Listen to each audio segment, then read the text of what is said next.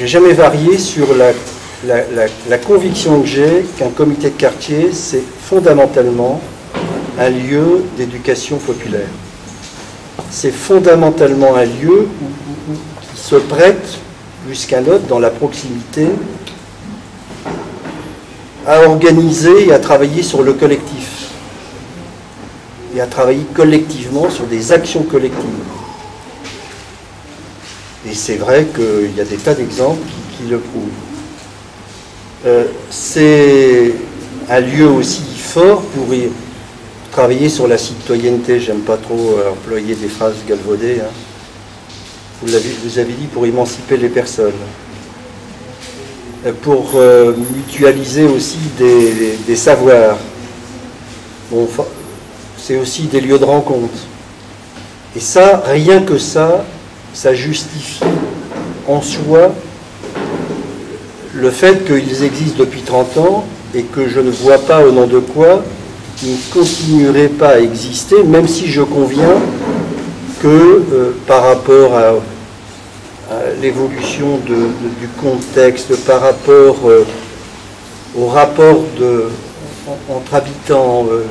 entre habitants et leurs élus, eh bien, il faille, bien entendu, évoluer, probablement mutualiser mieux et plus des moyens, mais je veux dire que les comités de quartier en tant que tels, pour moi, ça fait partie de façon consubstantielle, excusez-moi pour l'expression, de la démocratie de proximité. Je veux dire, j'ai cette conviction-là, même si je ne suis probablement pas la meilleure personne de référence pour pouvoir être toujours celui qui est le plus convaincant, en tout cas pour en préciser la nécessité. Alors, au même titre que je suis complètement d'accord, un conseil de quartier, ça n'a pas à instrumentaliser un comité de quartier, et le comité de quartier n'a pas à être l'aide technique, je veux dire, d'un conseil de quartier. Je veux dire que c'est pas son rôle. Sur le FPH, moi je suis assez d'accord aussi. Le FPH, c'est pas le dispositif qui doit financer de l'expertise habitant. Au sens expertise du terme. Ça a été pointé, ça a été discuté. Sur les conseils de quartier et la façon et les conseils de quartier par rapport aux conseils municipaux. Moi, je trouve que la formule proposée, la suggérée, avancée, de dire qu'une fois par an, au moins dans chaque grand secteur, dans chaque grand territoire de la ville, le conseil de quartier soit la puissance invitante pour rencontrer les élus. Ben, ça me paraît vraiment une bonne chose. Ça me paraît bien. Je veux dire, je trouve ça plutôt bien. C'est vrai que imaginer des formules un peu compliquées où le conseil de carte municipal se décentralise et compagnie, de toute façon, on n'en sortira jamais. Hein, d'une façon ou d'une autre, il faut être beaucoup plus simple, beaucoup plus basique. Alors, c'est peut-être pas l'exemple, moi, que j'ai vécu pendant 10 ans, non pas comme une véritable, un moment de torture épouvantable, l'exemple de Karim Sartel, qui m'amène à dire que tout compte fait, c'est peut-être pas la plus mauvaise formule, mais il faut savoir ce que l'on veut, quoi. Il n'y a rien d'exceptionnel, il n'y a rien de, oui, qui empêcherait à ce que des habitants et leurs instances invitent des élus pour débattre de ce qui concerne leur vie quotidienne et leurs problèmes dans un territoire. Voilà. Donc, je veux dire, on pourrait même imaginer d'ailleurs que les élus communautaires, autres que les élus communautaires du territoire, ayant en charge des domaines intéressants des habitants dans chaque grand secteur, puissent éventuellement se joindre ou participer à ce type de débat. Mais bon, peut-être que je lance loin le bouchon. Mais moi, sur cette proposition-là, cette suggestion-là, ça ne me fait pas réagir de façon du tout négative. Sur la composition des conseils de quartier, bah, il est évident que quand on fait le bilan depuis 2002 des conseils de quartier, bon, on peut dire bouteille à moitié pleine, bouteille à moitié vide. il n'y a pas assez de recul par rapport au comité de quartier, il n'y a pas les 30 ans, ni les 20 ans de hier. Mais c'est vrai qu'il y a quelquefois, et bien souvent, beaucoup plus de techniciens ou bien de permanents de toute nature que d'habitants. Donc ça pose tout de même un problème. Et que la composition des conseils de quartier doit être revue et revisitée. Moi j'ai un exemple, hein, celui que j'ai essayé de faire vivre dans les quartiers sud. Hein. J'ai essayé de faire en sorte que le conseil de quartier existe. Qu'il soit, par exemple, sur des éléments symboliques, celui qui invite, celui qui présente ses vœux, celui qui initie des actions de formation, et moyennant quoi, ben, le niveau de participation, en tout cas, s'en est fortement ressenti.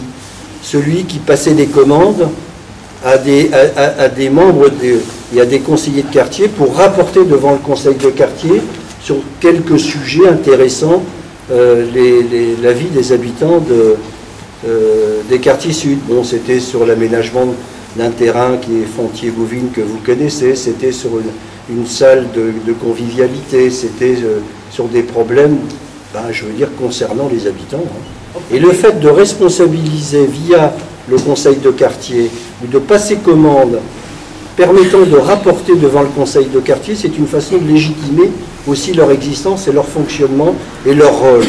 Mais ceci étant, je ne prétends pas que c'est un exemple, c'est une référence, mais en tout cas qu'il faille revisiter les conseils de quartier, leur composition, leur mode de fonctionnement, ça paraît tout à fait évident. Alors, est-ce qu'il faut, parce que dans les solutions, il y a 36, dans leur composition, il y a la formule de Lille qui tire au sort, il y a la formule mixte de collège, tirage au sort plus collège.